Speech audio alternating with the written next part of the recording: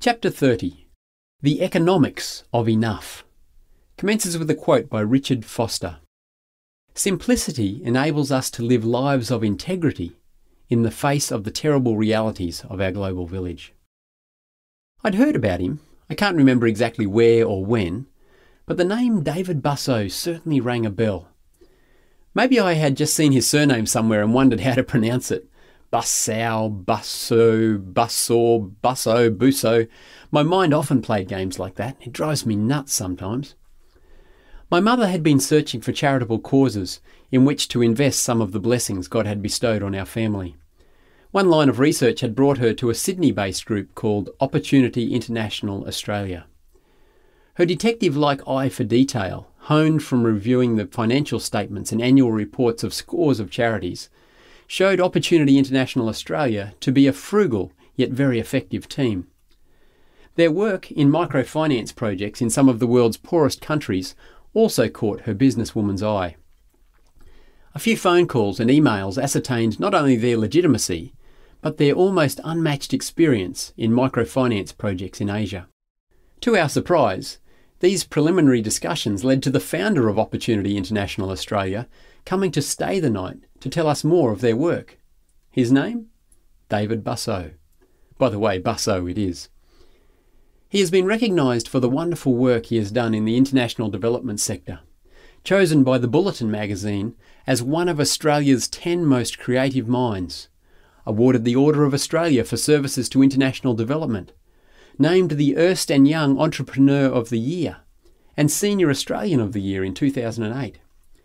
He also featured on ABC's Australian Story, Champion of the World, telling how David, an abandoned child who grew up in a New Zealand orphanage with limited education, went on to become a successful entrepreneur, operating a multi-million-dollar construction business. And if that's not enough, the World Bank has suggested that by 2020, global poverty could be reduced by 10% due to the efforts of David's beloved Opportunity International. Wow. Notwithstanding all these accolades, none of which David mentioned when we met, we were actually most intrigued by a simple term that he introduced to us. He called it the economics of enough. David launched his business career at the age of 15 with a rented hot dog stand. 20 years later, and with numerous successful businesses to his credit, he retired because he had come to understand the economics of enough. In a nutshell, successful business people, highly paid executives, serial entrepreneurs, and any other Christians who have a knack for acquiring significant assets all need to make a choice at some stage in life. And it is this: will I continue to amass increasing mountains of assets, maybe even at the expense of my health, my conscience, my family, or even my eternal life?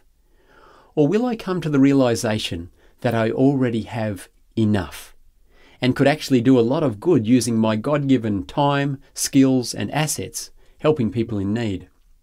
Or, in shorthand, what real use will another million be, considering the millions I already have? David decided that he had enough at 35.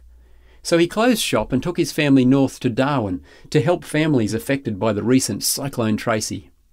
The next stop was Bali, Indonesia, to oversee an earthquake recovery program.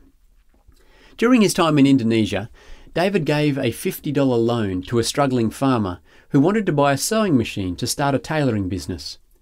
Little did David realise that this was to be the first of many loans now operated by a network of microfinance projects assisting 3.7 million people in 25 countries.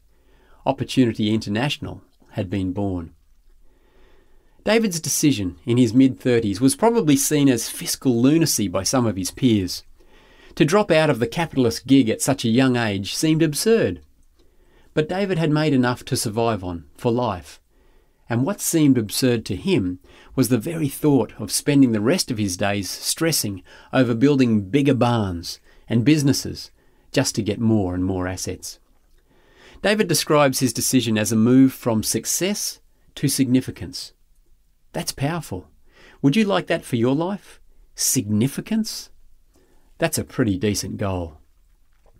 Has God blessed you with enough resources to live the rest of your life, albeit frugally, without drawing a wage? Could you survive off the earnings from your assets, your passive income? Or maybe you could comfortably cut back to a 20-hour work week and use the time saved to help others, to make the world a better place.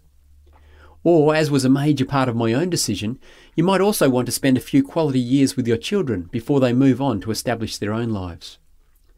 The author of Proverbs tells us that it is better to have a handful with contentment than great riches and no sleep. He also gives us some timeless wisdom about the economics of enough in Proverbs 23 verse 4. Do not overwork to be rich.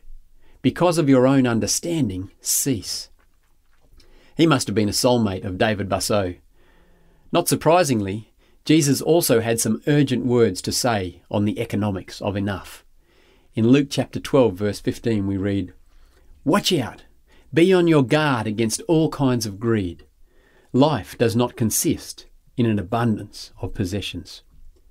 What are your financial and career goals? Are they more about success or significance?